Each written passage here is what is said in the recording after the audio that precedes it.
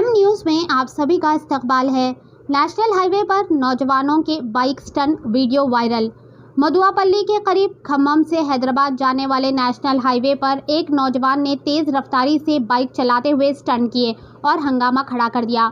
ये नौजवान बिना नंबर प्लेट वाली बाइक पर खतरनाक हरकतें कर रहे थे, जिसकी वीडियो सोशल मीडिया पर वायरल हो चुकी है। पुलिस ने वायरल वीडियो की बुनियाद पर इन नौजवानों की तलाश शुरू कर दी है। पुलिस ने आवाम से अपील की है कि अगर उन्हें इन नौजवानों के बारे में कुछ भी जानकारी मिली तो फौरी पुलिस को इत्तला दे। आपकी तफसीलात राज रखी जाएगी। हाईवे पर इस तरह की हरकतें संगीन हादसों को दावत देती है, इसलिए पुलिस की कार्रवाई ज़रूरी है।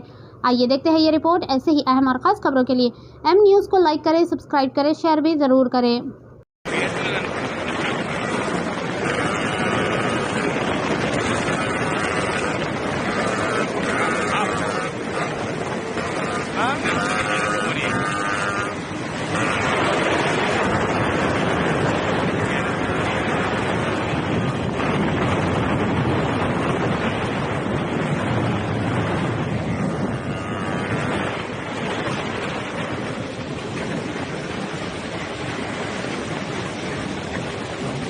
आगे बताइए।